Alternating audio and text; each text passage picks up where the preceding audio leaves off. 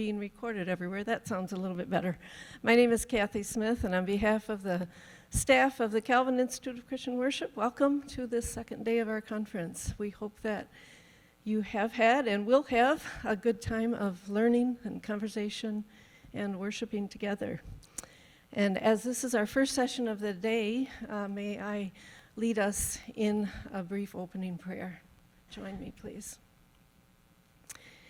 Our gracious and loving God, we give you thanks. We give you thanks for all the blessings that you shower upon us and for bringing us together for this time of learning and worshiping together. We are very grateful people.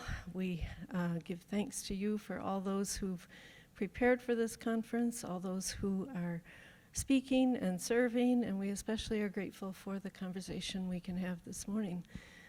We have been through a time in the last few years of much unexpected situations, and it hasn't been easy, but you have carried each of us and all of us through, and we are grateful for that as well.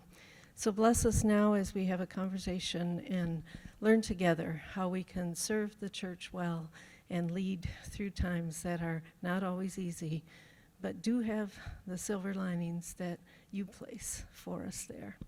We pray this in Jesus' name. Amen. Okay. Well, I will have a seat here and introduce our panelists today. So this session is called Silver Linings, What Churches Are Learning About Pastoral Worship Ministry Through the Pandemic, which has gone on far longer than any of us expected, right?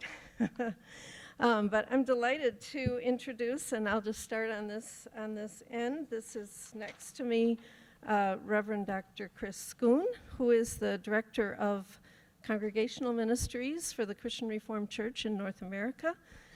And previously, Chris served as a pastor in Christian Reformed churches in both Michigan and Ontario. He's a graduate of Calvin Seminary, has his doctoral degree from Wycliffe College and University of Toronto, right? And does a lot of consulting and leading and preaching and teaching and contributes to various periodicals and is author of Cultivating an Evangelistic Character, a book that explores worship and discipleship in the missional church movement. So thank you, Chris, for being here. And we also have Reverend Dr. Brianna Parker. Bree, I guess, is what you prefer. She is the CEO of Black Millennial Cafe, a consulting practice and data resource center for Black churches, communities, and organizations. And she's the lead researcher for the Barna Group's State of the Black Church study, creator of the first of its kind ministry development subscription program, blackchurchleader.com.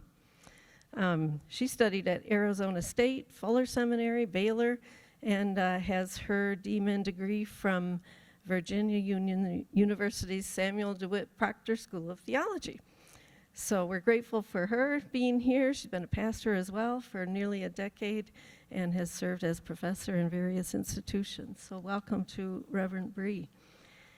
Thirdly, we have Reverend Dr. Fernando Cascante, who is now a senior consultant here at the Calvin Institute of Christian Worship. We're really grateful for the work he does with our grants programs and provides coaching in worship and preaching initiatives.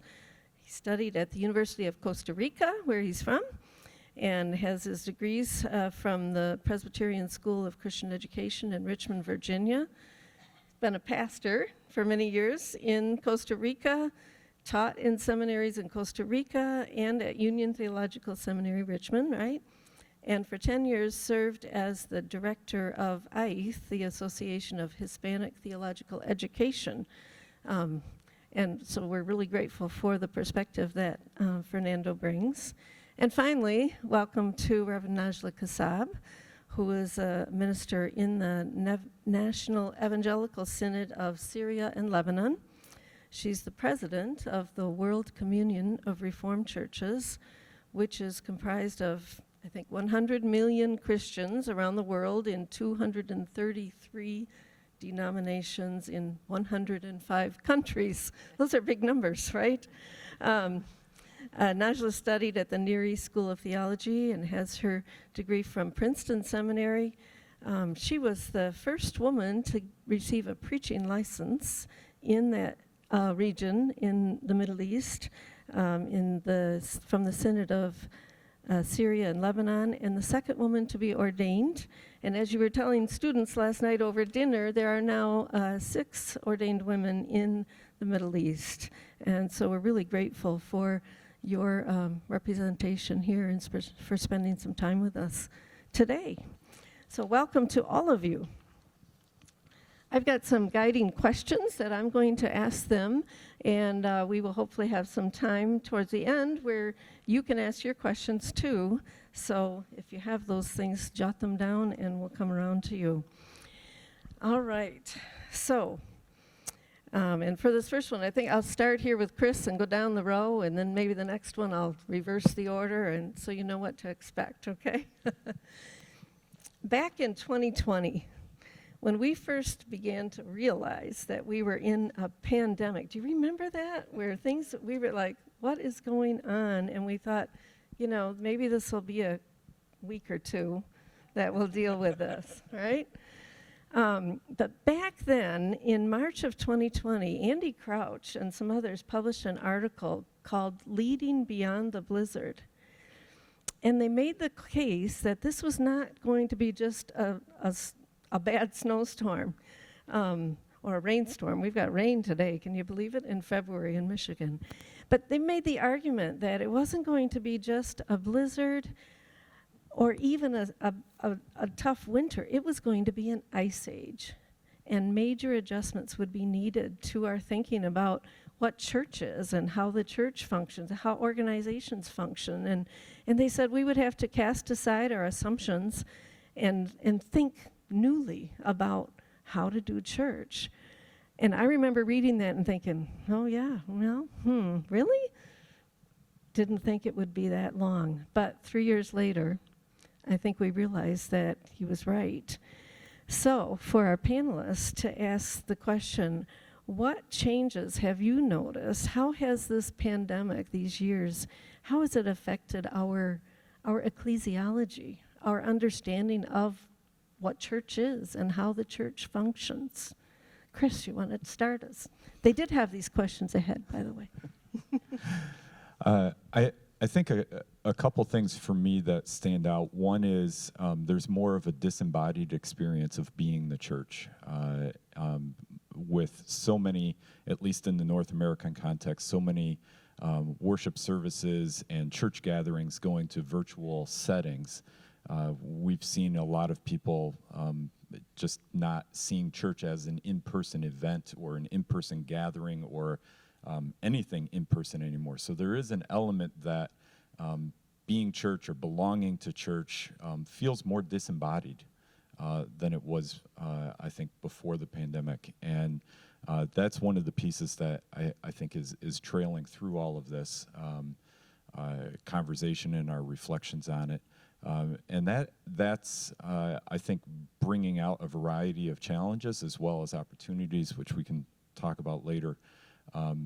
I think the other thing in terms of ecclesiology for me is it accelerated, in many senses, a detachment or a growing detachment from denominational loyalty, with more options for people to watch something online than what they've done before, and not having to have somebody go, oh, they weren't in church this week.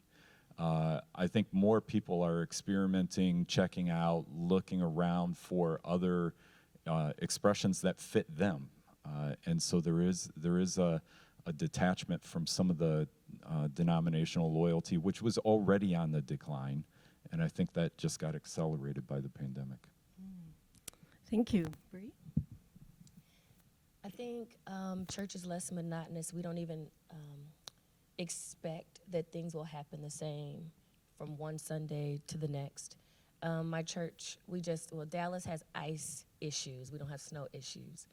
And so we had revival the week of the ice storm, and we thought we had some time, and we thought it would melt by, the evening, and it would freeze over at night. that didn't happen. And so on Monday, when we could tell things were not going to look like we expected, it just wasn't a big deal. We were like, we called the preacher who was there for revival and said, hey, we need a big favor. Can we record all 3 in one day? And we told the AV team and media, hey, we're going to change revival. We're going to do them all in one day. We're going to drip them each day, you know. And so everybody was ready. Nobody made a big deal of it.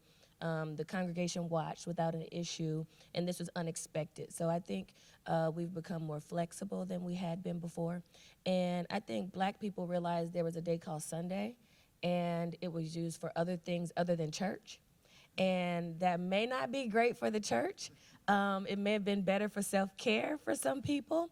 But I really think all of a sudden we were like, wow, like there's a whole day, you know, and it doesn't come after church and after a Sunday nap and after you eat, you know, like it doesn't start at 6:00 p.m. So I think many people are exploring, you know, what that means, what it looks like to do church on a different day, you know, on their phone while they're at brunch over mimosas. You know, people are just deciding that they can define what their spiritual life looks like in new ways.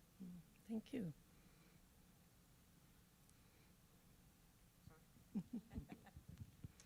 Buenos dias, good morning.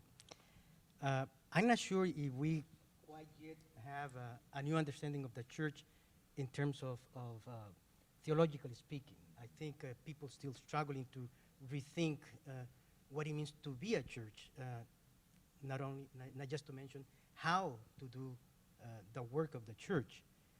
In many ways, it seems to me that we are back to the first century in which we are learning that the church is home base, that the church is distributed in different regions, and the Christians are basically a network of followers of the way, and it was called in the New Testament. It wasn't.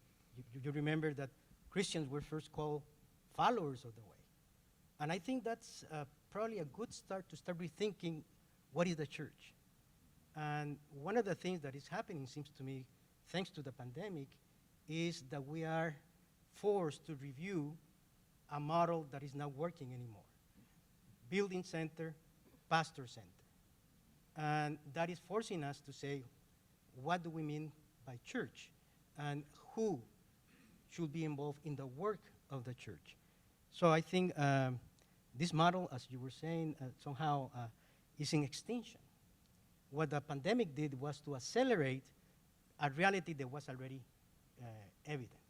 Decline of membership, decline of attendance, and what the pandemic did was to put us earlier in time to the reality that we will be facing probably in 2030. Now we are facing it in 2022 and 2023. So that's what I will say for the start. Well, being the last, I will try not to repeat. You know, I think one of the issues is there are concepts that were changed during the pandemic. We used to teach people that you love your neighbor by going to him or her. Now you love your neighbor by being distant from them. And this is a new reality that the pandemic pushed on us. So the thinking about the church as a place where you meet your neighbor, we became a church that's scared from the neighbor. And I think that was a big challenge for our concepts about the church. Also, I think the centrality of the church is hospitality. Pandemic pushed distancing, you know. We became suspicious. And I remember even when we came back to church to start to be together, we were always worried who's coughing, or did the pastor clean his hands or her hands before distribution of elements. So there is some kind of unrest, that distancing, that I think this will take time to heal with these new concepts about the church that the pandemic has pushed on all of us.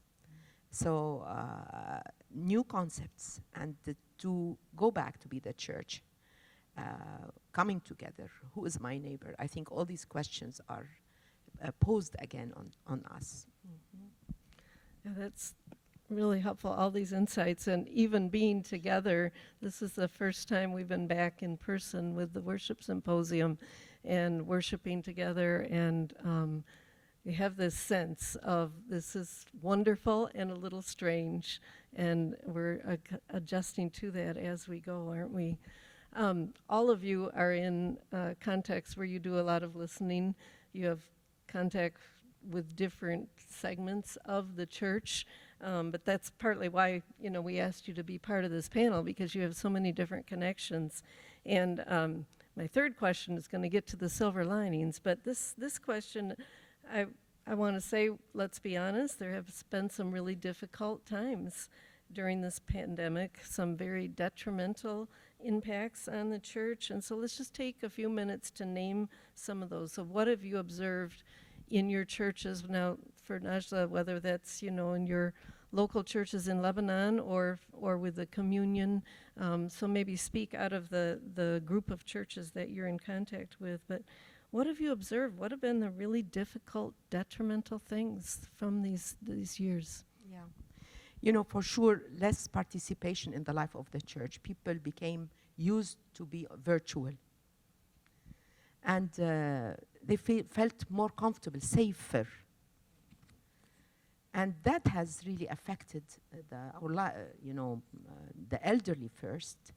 They were very concerned about their life, so they would not come to church, taking risks in coming. So I think this less participation is a key thing that we have seen. Also, I want to say there is some kind of joy in people that disappeared. You feel people are less happy, less, ready to be with others. They get tired fast. And these are several aspects that we can see in the church. They're not satisfied easily. So it is becoming a demanding, process to rebuild. First, to rebuild the joy in the church. Because I think all of us, we were shocked with the pandemic.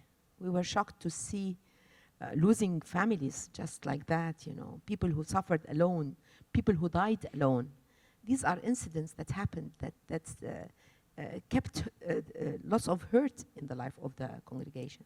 So we see this distancing, people are not participating, and we are challenged to be creative on how we move forward in that. We will talk about blessings, but I think the difficulties are the tougher part. I won't repeat some of the things that Najla just said. So I'll add one thing here. It has to do with leadership. We know that leadership burnout went up significantly during and after the pandemic in 2022-21. And that has been a strong issue. Working myself with pastors in the organization I worked before, it was evident that the burnout, the stress, the tiredness of trying to do new things, people that have to do with less attendance, less volunteers, they have to do more work to catch up with technology. Many, in the case of our Hispanic Latino churches, are not well resourced in terms of technology. They have to start from zero in many cases to start doing the basic Zoom, for instance. So that created a lot of stress in our leadership and in general in leadership. Probably you have read the Barna poll in 2022 about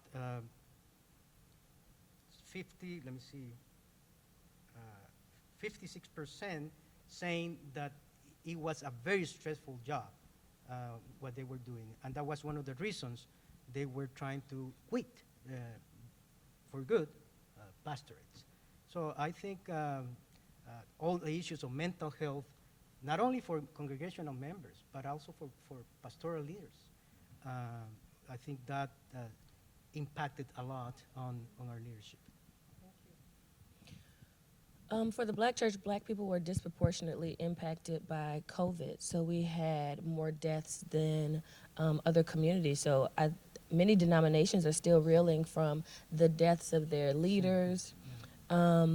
The congregations are dealing with the death, especially if you're in a family church and you've had a number of people die, and the children and nieces and nephews and grandchildren were connected by, their elder leaders, then it's kind of like, what do we do now? Like, is this a family church? Is my family still here? Or is it triggering for me to walk into the place where I would see the people I love? And so, you have to think of all the memories that you would have when you walk into a place of worship. And I think we've forgotten, I always try to remind all of my clients, communion is tough, it's death. Easter is tough, it's death. Good Friday is tough, it's death. Like, remember the times when we're making an attempt to honor, remember, reverence, celebrate even, and everyone else is having to relive, the thoughts that they have of going to Easter or seeing this person at Easter, and now that they're gone. So it's just really tough, I think, and we have to remember that everyone doesn't walk into worship excited and ready to celebrate. Some people are walking in giving God one more chance. Some people are walking in giving life one more day before they make really tough decisions. And so I think those difficulties are definitely still present. And then mental health. This has been really tough on people. People who would normally come for services, we have to kind of filter through what they really need versus what they're asking. We need security in different ways, and not because we want an issue, is because we, in the Black community, we don't want to call the police if there's an issue at church or someone is exhibiting behavior that is concerning. So we have security, and we have a counselor who can kind of bring people down, but we didn't have these numbers before COVID. We had the experiences, but not the frequency of it. In addition to what's been said already, I would add a couple things. One, people who were serving in multi-staff settings, but were not the lead pastor, often experienced a different layer of kind of frustration from the congregation. Youth ministers who were suddenly told, well, you're a youth minister, you should be the tech expert for us. And they had no background or training in it. Worship ministers who were told, we're afraid that we're not going to receive the same level of offerings, so we're cutting your position. And quite a few of those types of comments came to us. Children's ministry leaders that we talked with said, we were told that we have 1 week to figure out how to do our children's ministry programming online. These kids are in school online all the time at that point, and now you want them to participate in the children's worship and children's ministry stuff online. So we saw a lot of that in the kind of that secondary level of staff, whether it's paid or volunteer. There was a lot of unrealistic expectations put on them very, very quickly. And leads, I think, to the same type of burnout that Fernando was talking about. The other thing I would say that I'm watching for still and wondering how, water down here, watching how it will play out. We had a parent say to us, I had to say to my kids, you can't go play with your friend who they always played with. And I had to say to my kids, you can't hug your grandparents. So there's this built-in, and I think it's connected to what you were saying, Najla, about the hospitality being the core, but now we've learned a different response. But these kids are learning it really young to be afraid of touching their friends, afraid of touching their grandparents. So these spaces that there was community and where kids learned how to love others, they're being taught for protection to fear others, and that others are afraid of them. Grandma and grandpa won't hug me.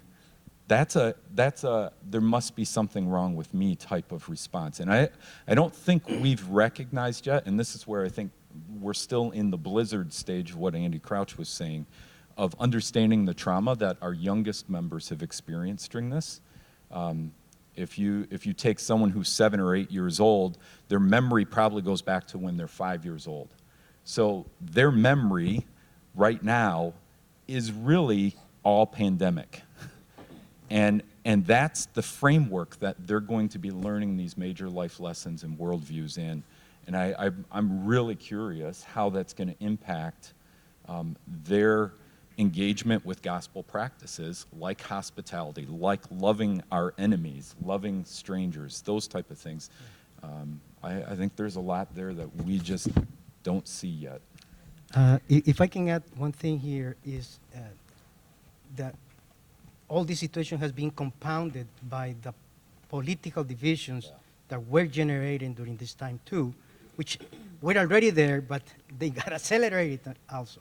So the cultural wars, the political divisions within congregations, we use masks, we don't use masks, all that created a lot of stress and sadness and loss of joy and things like that. So the broader context also affected that.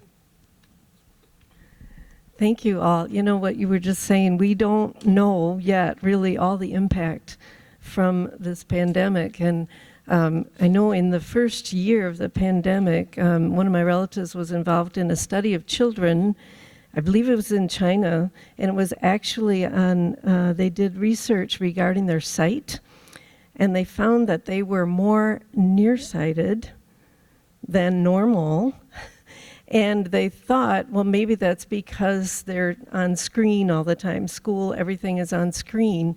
But they eventually determined that it actually was because they weren't outside and their eyes weren't looking far away. And so they were physically changed by this. And now they predicted that eventually, you know, when they were out and about, it would change. I haven't seen how the study came out.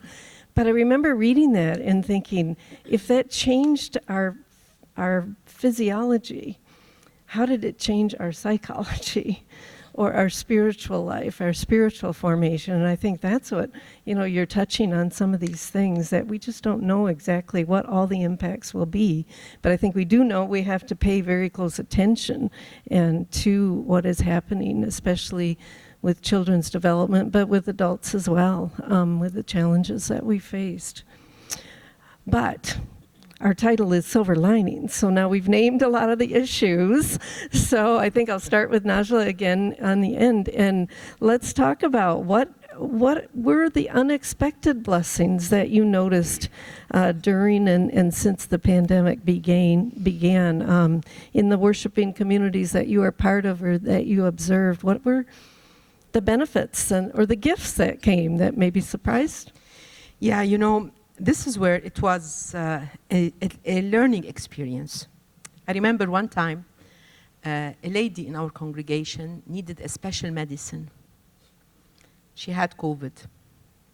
And I had to go around all the pharmacies to check to find this medicine for her, or she will be in a critical situation. I remember it took me like half a day just calling the pharmacies, and we were running out of medication. When I found it, I said to my husband, this is the gospel. You know, we learned that in the pandemic to talk less and do more.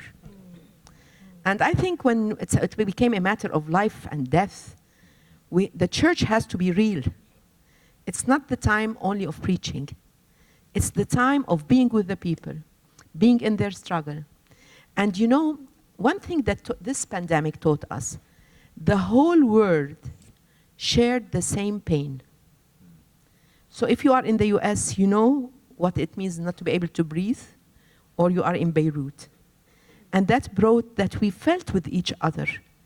You know, our hearts were broken for everyone who received COVID, and we could understand. Also, it wasn't a pandemic that affected a specific age. Everybody was affected.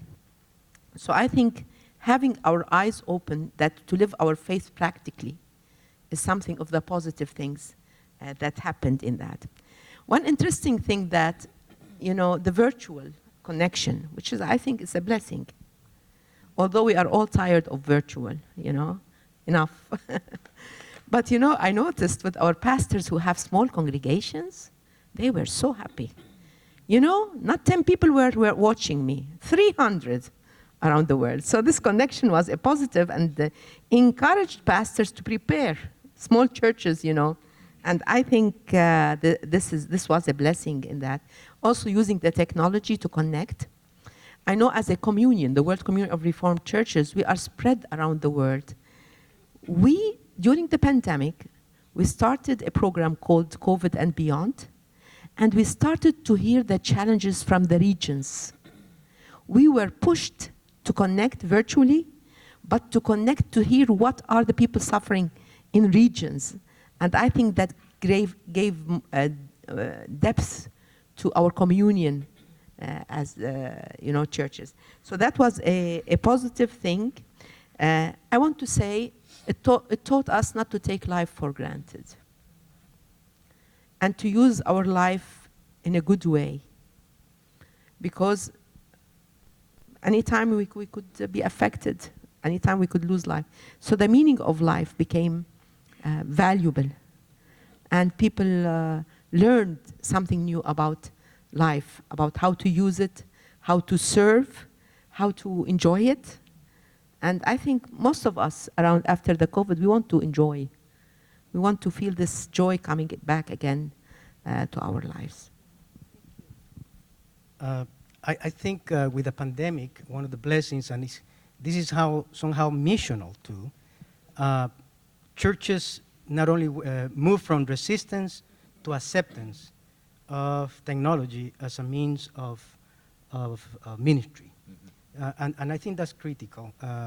Now we realize that the church, present and future, is hybrid in the way it operates, in person and online. And the reason to operating online is because the people we want to reach out, especially the new generations, we know that they will not be in a building, but they will be online, anywhere.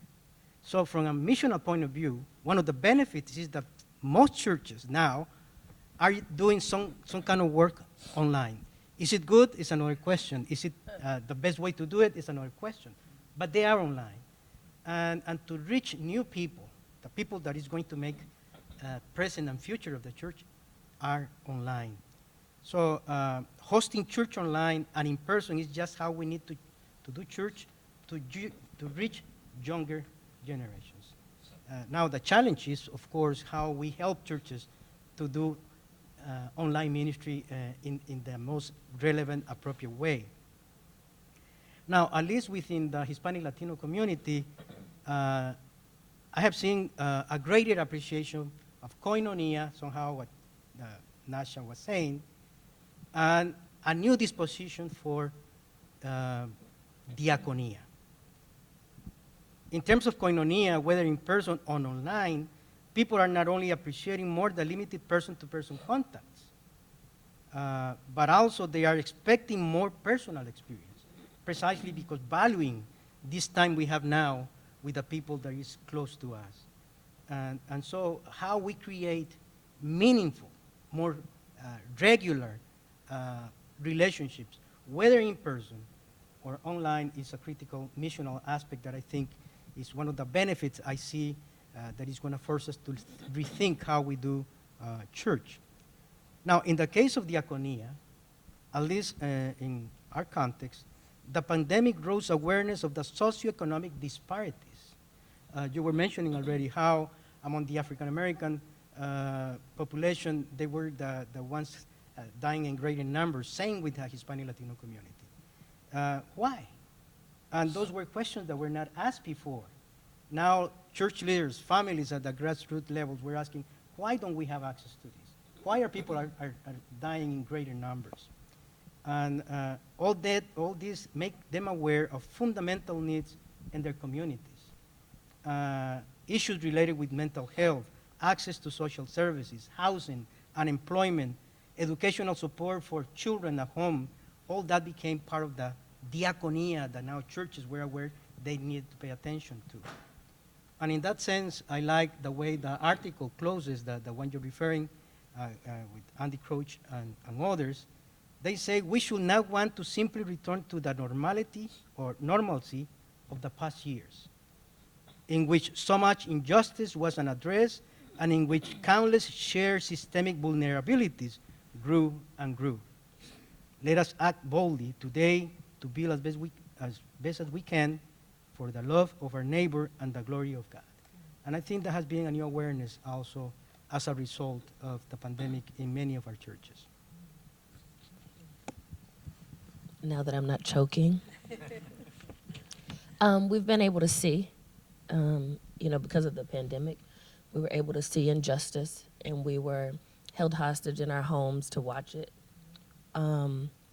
which I'm disappointed at where we are in 2023, based on what we saw in 2020, 2021, and 2022.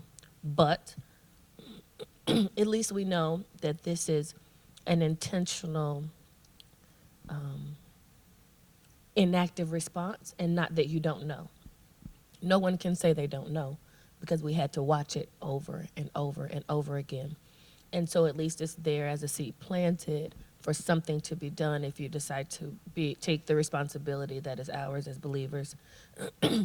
We've been able to see differently because we couldn't rely on shaking hands and hugging our congregants to know who they were and what they needed.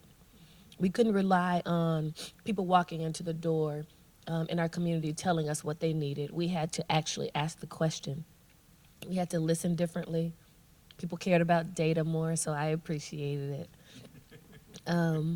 We were able to see people differently. And then we had to see people enough to be creative enough to realize that we had to meet multiple needs in one moment. And so we stopped believing that everyone in our congregation wanted the same thing, because we could see clearly that they did not. And then we had to see ourselves as really behind in creativity, in the digital world. So a lot has been revealed. And it gives us the opportunity to make some drastic changes. There were churches that would have had to vote 70 million times to get on Facebook, right? And in the pandemic, we got to bypass all that voting and take our churches into like the 1980s at least, without all the hassle. And that was a blessing for many people. It was a relief for a lot of leaders to not have to beg, right, to change. And so I think we've had great experiences in those areas. I hadn't thought of that one, but that is true.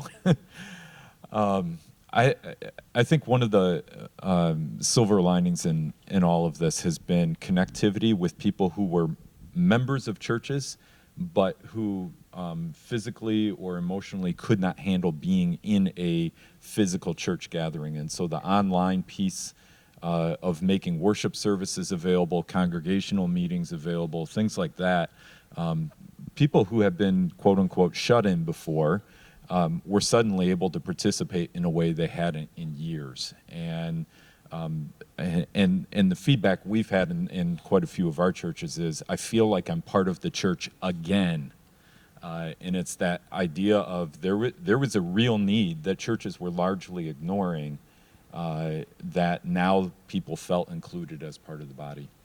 One of the other things I've seen, and my pastor here in Grand Rapids did this quite well,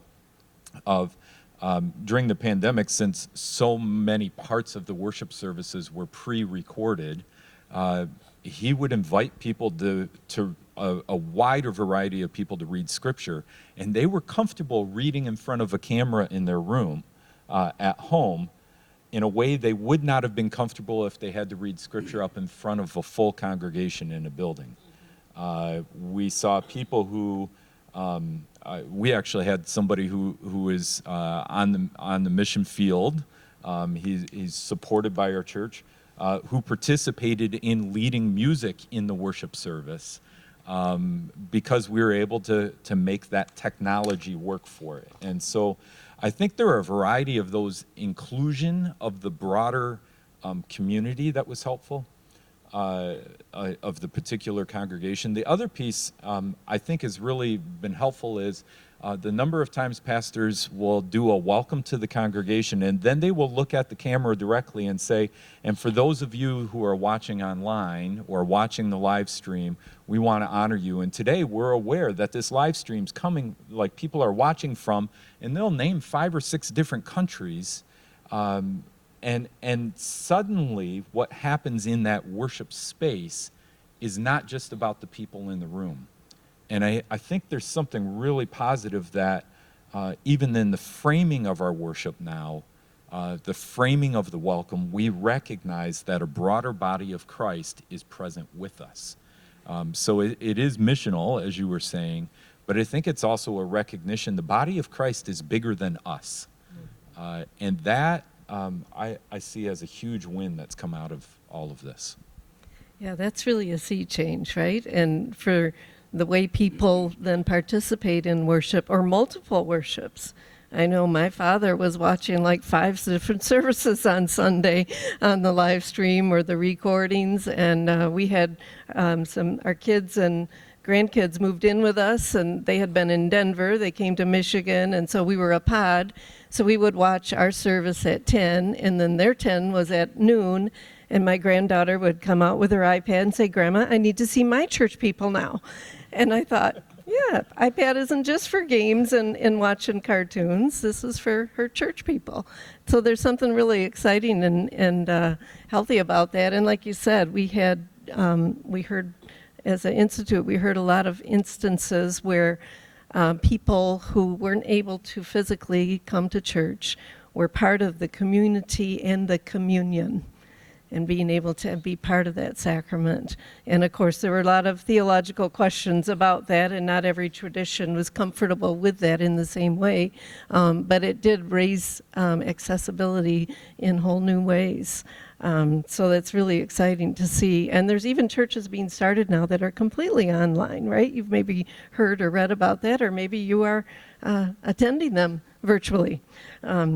Let's see, let's go, can we start again with you? What practical ideas or suggestions do you have for our listeners, and best practices that you noticed through the pandemic?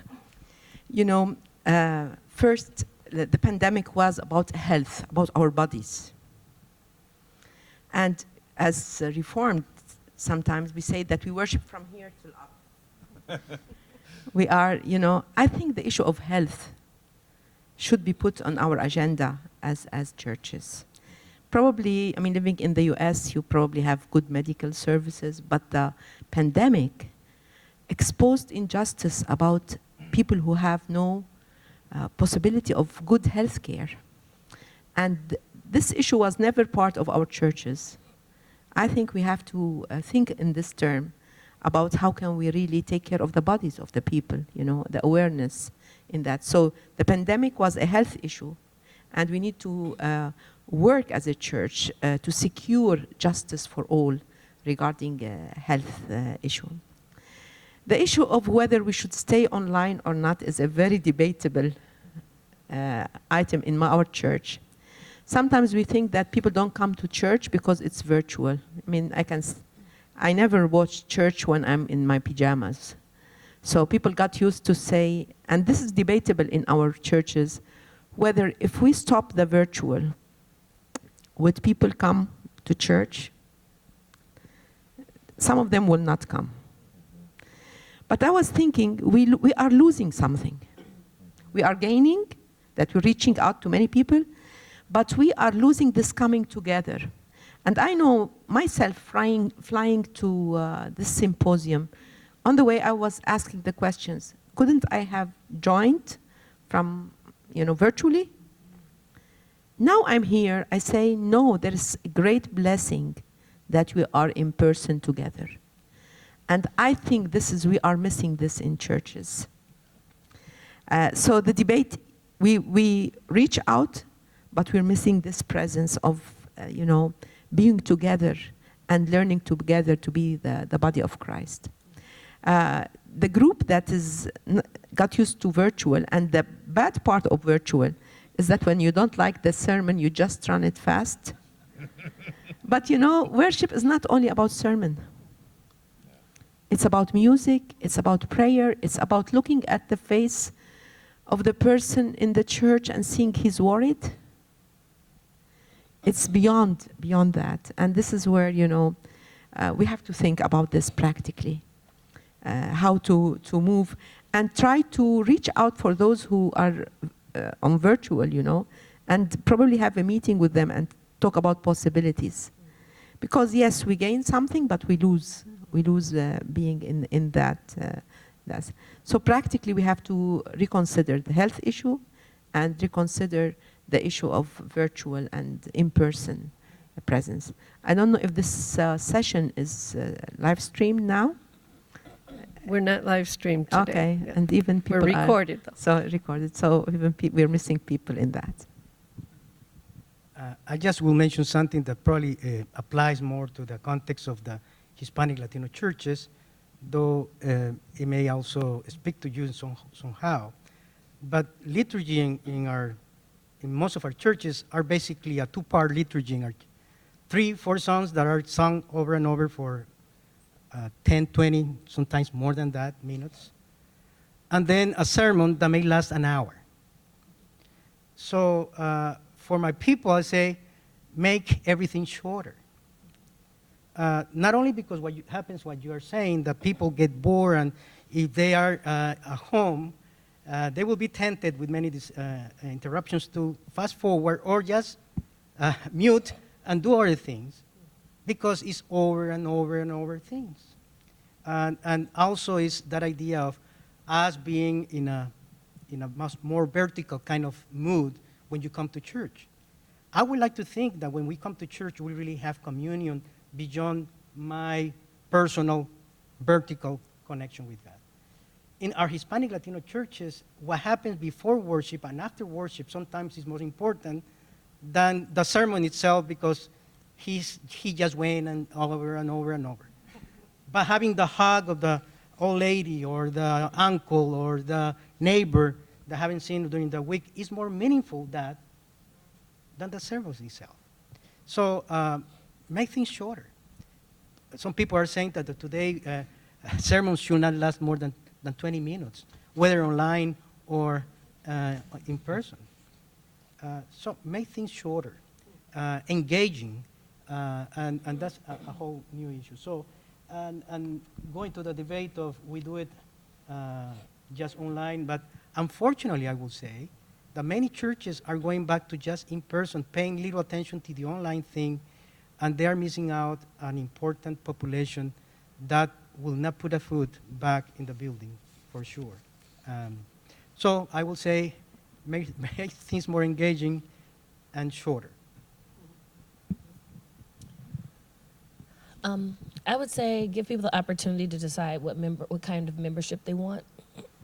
We just let people like come randomly online, and we don't know if they're online members or if they're just tipping in every now and then. But it's okay to, so our membership form now and our membership update we're doing, and I have all my clients do the same thing. Are you going to be a virtual member, in-person member, hybrid member? So that they're making a declaration. And if they are online, when we do church anniversary month, or some of my clients do homecoming, then I tell them to invite online people months ahead to come in to worship with them and have a meal with them. At least, once a year, once a quarter, you like build it up so that they don't have to stay online. They know you're not begging them to come in forever, but we're just saying, let us spend some time with you. And many of my clients have had people from all over the country come in for that day. So give people the opportunity for that. Also, don't just shorten your service and assume that it's good.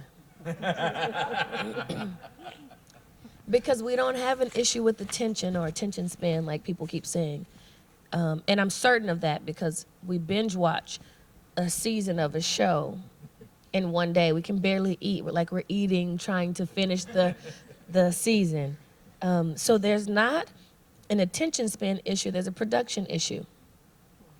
So I tell people all the time, if you know your sermons aren't great, shorten them and lengthen the worship, and then secretly behind the scenes get better at this sermon. Or if people are logging in intentionally after worship and hoping they catch you at the beginning of your sermon, shorten worship, let them get better in the background, or tell people what time that they can expect the preacher to be up.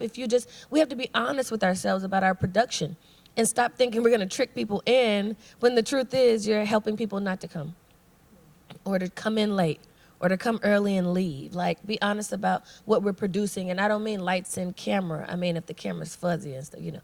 But I don't mean lights and camera. Sometimes I'm talking about content more than anything. Topics preached on is something we looked at in the State of the Black Church study. That matters so much. People don't want to hear you talk about the same thing, number one, when it's not their thing, right?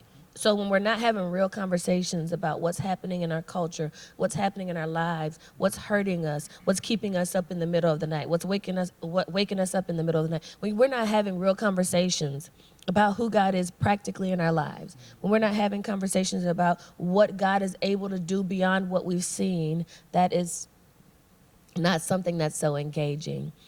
People wanted to encounter, we found out when we did this study, people want to encounter God. And I know it sounds crazy, but I think we've forgotten that. We think people come because, you know, the word is good, and that's nice. But I can get a word anywhere, even on Twitter. What I do want is for you to lead me into an encounter with God, because that's something that's unmatched. And so I think we need to think through some of the things that we've done and how we engage people and make sure we're creating an experience. I always tell people, what is the one thing that you do that nobody else does the way you do? When you figure that thing out, you hone in on it and you don't let it go. Like, you ride it into the very end. Because people are coming to you probably for one or two things that they think they can't get somewhere else. And if you can't figure that out, then you'll never be able to engage people in the way that you should be able to. And then lastly, go with the flow, don't go against the current. When you see people are doing something, go with the flow for a little bit, figure it out, understand where they are and why they're there, and then draw them in. Don't force people to do anything, inspire them to do it. But that's difficult if you can't see from their point of view. So instead of saying, you don't come to church, but you're watching football. I live in Texas. You know, you don't come to church, but you make the football game, and that's expensive. And like, okay. Or you can have like Jersey Sunday. Or you can adjust the service so they can get out in time, because in Texas it's serious. You give people the opportunity to, even if you have to flex that schedule a little bit, you know, if it's something like on Thursday nights when Shondaland was popular, we didn't do Bible study with young adults on Thursday night. We would watch together, and during the commercials, we would talk about whatever the conversation was supposed to be for that week, so that we had everybody engaged, and then they would stay 15 minutes after to be able to have like real conversation and with some depth. Just stop fighting everything, and sometimes just get in it with them. I really like the encounter piece. I think that's such a good word, that recognize that what we're doing on Sunday or anytime we gather as the church, it is facilitating that encounter with God. Two things I would say. One is one of the clear things we've heard in our denominational context, but as we're listening to a few others, is the rise of micro-church experiences. People want smaller. Something in this pandemic shifted where people want the experiences. And the big gathering is not the pull, it's the more intimate conversations, the living room spaces, people's backyards, around the fire pit. Those type of things are where people want to gather. So look at how can the church facilitate or equip and encourage or resource those type of micro expressions of the church that are happening in your community, and how can you elevate them in a way that invites other people to participate in them. So that's one. The other is, so often before the pandemic, we were like, come to the church, we have a great program for you here, and our professionals will run the program. I think our role of ministry staff, ministry leaders needs to be bent more towards equipping people to do faith practices in their own home. One of the things that came out of the pandemic was, I don't know how to read the Bible. I can read the words, I just don't know what to do with it. That seems to me to be a basic discipleship piece. And if our churches had not equipped people to be able to read the Bible on their own, in their own homes, something seems off about the way we were doing discipleship. And so a shift to say, how can we do discipleship that is geared toward not another program in the church, but equipping people for basic spiritual disciplines and practices in their own home, their own work settings, wherever else. But it shifts the center of people's formation and discipleship to where they spend the majority of their lives, rather than the 1 or 2 or 3 hours a week they spend in a church building or church program. Thank you very much. We're going to go to questions from the audience in a minute. My last question for the panelists is just, how can we become better listeners and observers going forward, assuming we'll be constantly living in a changing context? So how can we do that? Mm-hmm. You know, I want to continue where Chris, I think, mentioned about the people who don't come to church and they are virtual. I think connecting with them and visiting them is something very, very important. Mm-hmm. Because in some way, people, how do they meet God? They meet God not only through our preaching. They meet God through ministry that they do in their personal life, their call, you know, that they have their own ministry. This is why this movement from structures of churches to movements, people doing, you know, serving, I think what links people to church, to the church, is their personal commitment for ministry, how they serve. And this is my concern with the people who don't come to church, is that what kind of ministry that they have personally.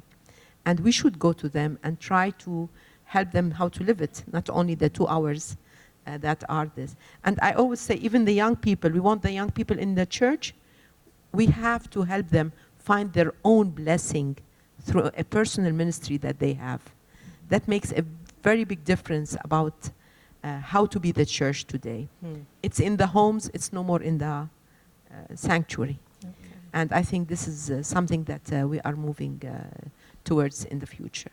Thank you. So any other thoughts about how we can be better listeners going forward? Well, we become better listeners by listening. And unfortunately, it seems to me that when we train pastors, still until today, we train them mostly for doing and preparing for 1 hour, 2 hours on Sunday.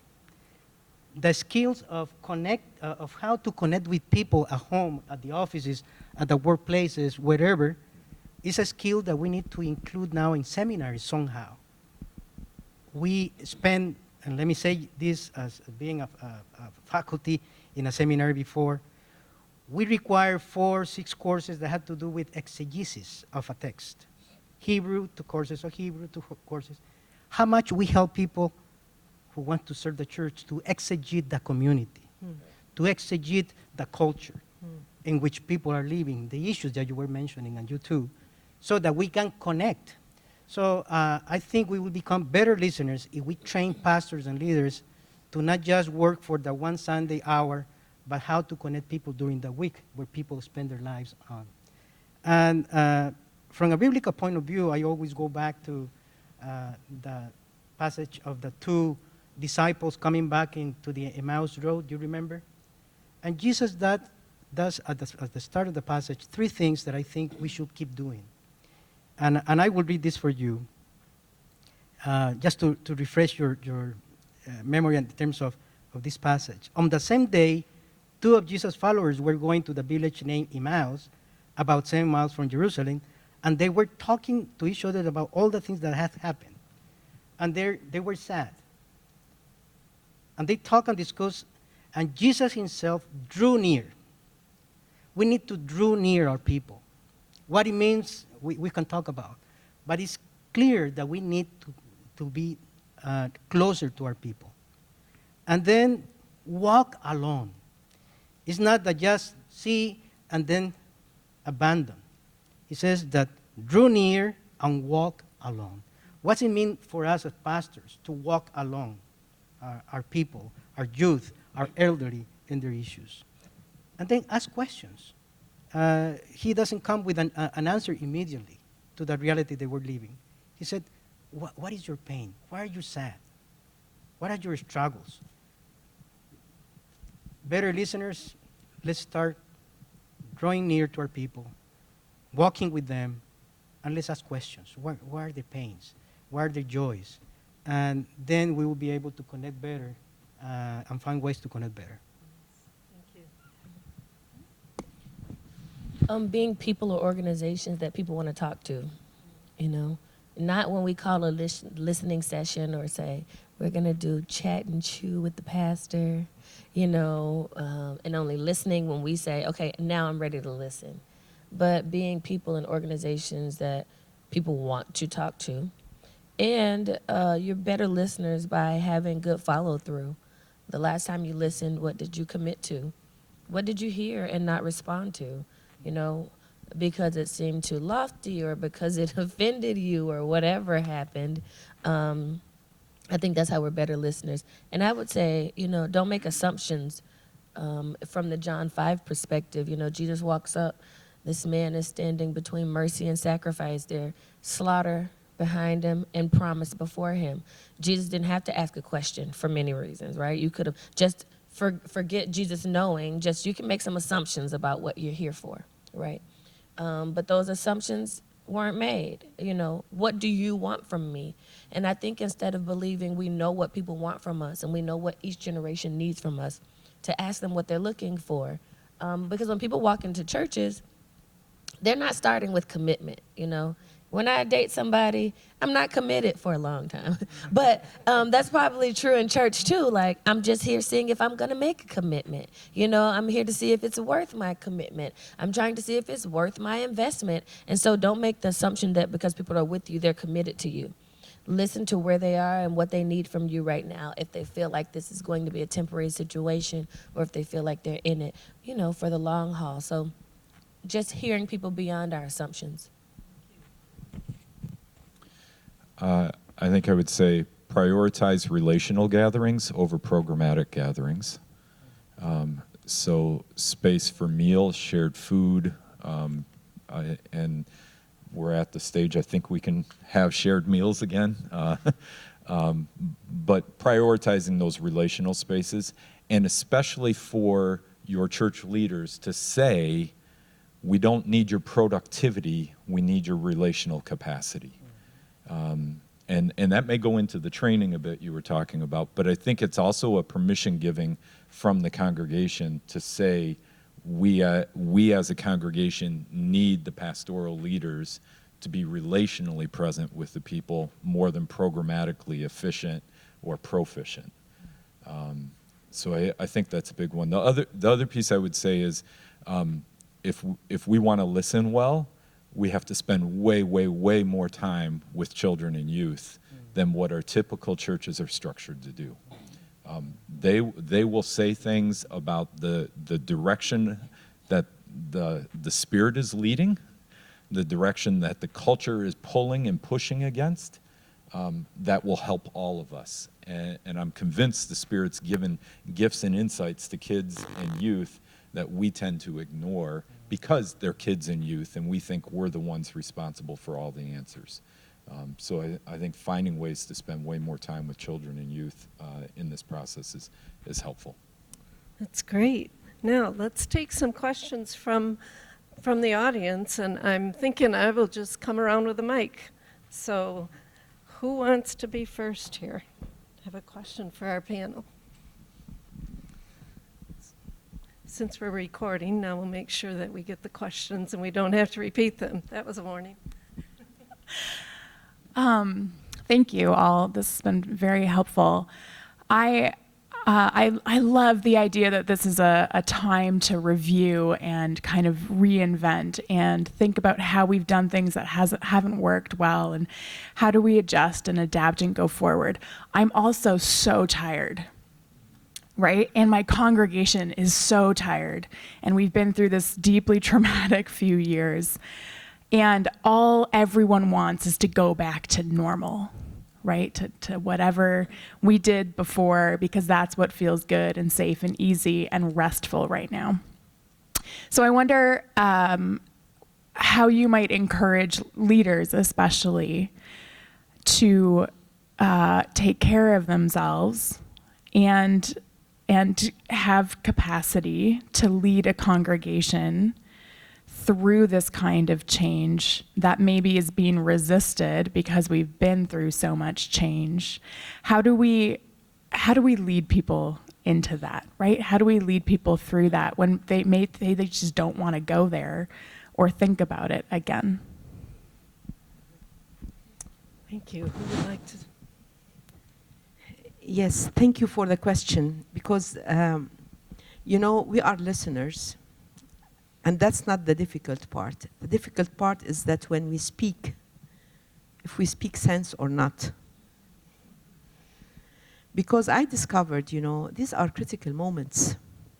And this is why, as pastors, we need to be trained how to deal with this shift. Professional help is needed in our churches, starting from the pastors to the whole context. After the pandemic, I'm scared to talk more than before.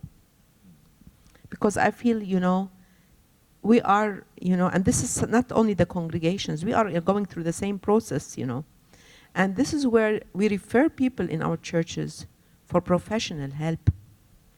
As pastors, we are trained, but I don't think we are trained professionally to say, because what we say could be helpful and could not be helpful.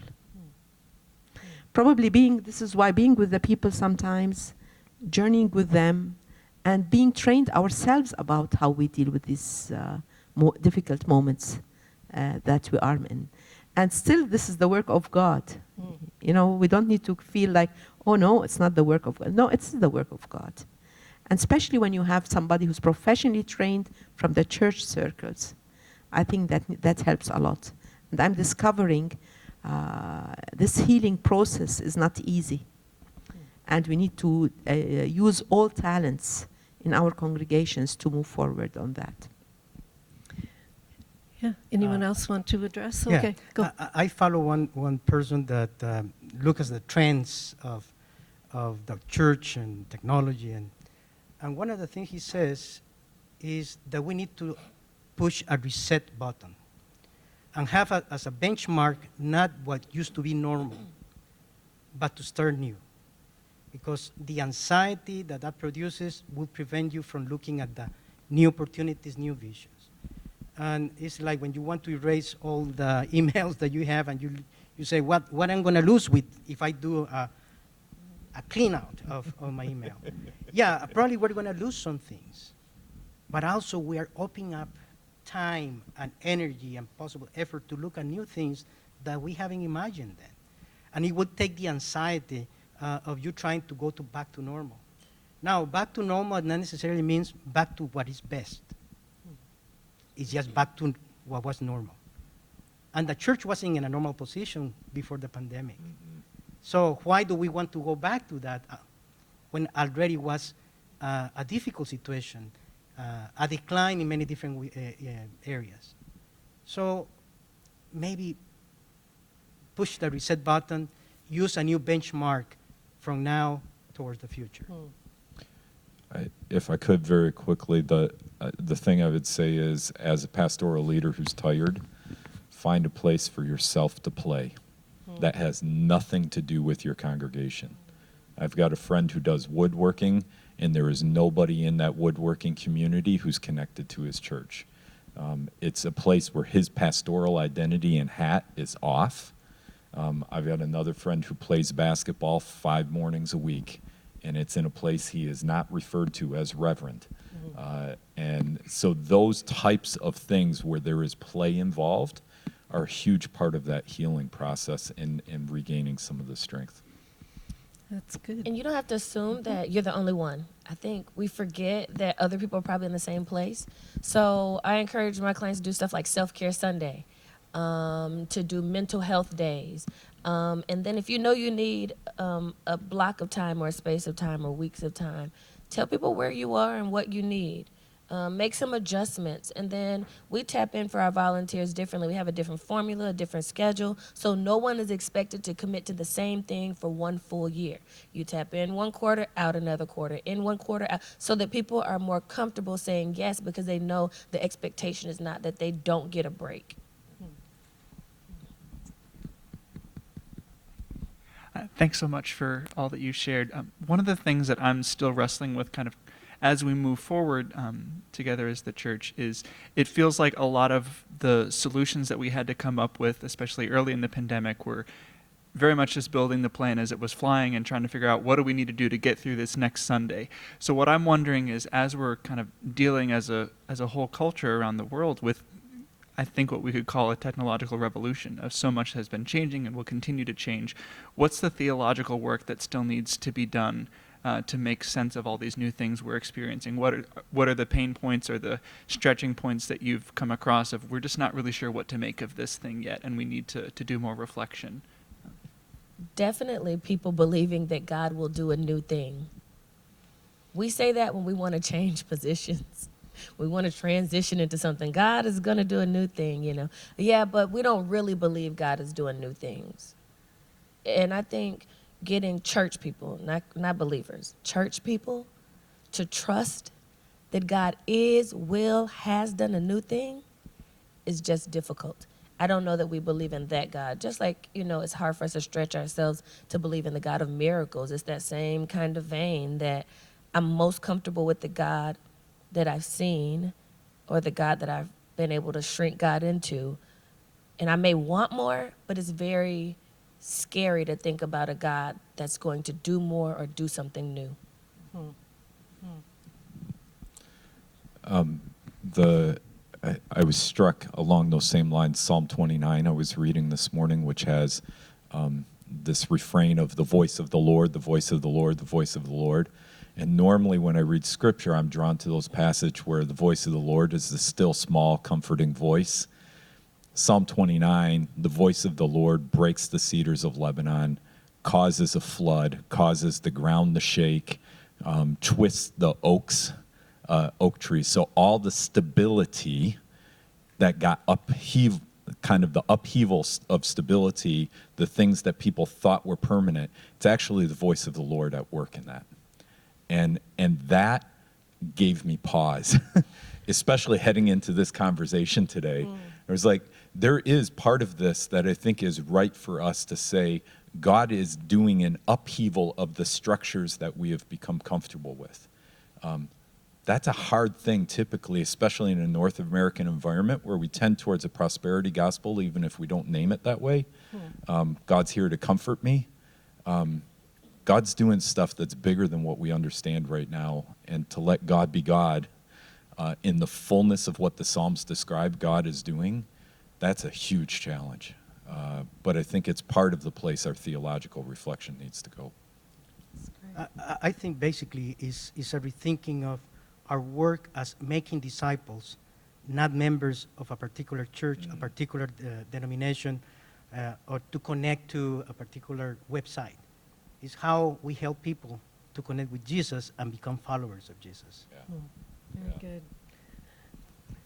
I think worship helps us to recognize what God wants from us. Sometimes it's just, you know, sitting there and claiming, I don't know, Lord, you know, to help us to clarify where we are going, to trust that God is in the midst of us and will journey with us in through all these questions, through all this theology, you know. The context of worship, I think, is what brings us to a new dynamic of understanding what God wants from us. So we are on the way. I mean, we don't know where things are, but I think worship helps us to discern. And the more we are worshipful churches, I think, and sometimes to be silent. I mean, just to worship. Yesterday, I mean, the Vespers were just listen to God through the singing, through the word. And I think we need to learn more of that. We have peace. We need peace in these moments as pastors, you know. This is why I think it's the peace from inside. that challenges us to continue. Well, I want to say a big thank you for all these really thoughtful comments, for your great questions, and for your attention. But let's thank our panel for their wisdom. And go in peace. Thank you. Thank you.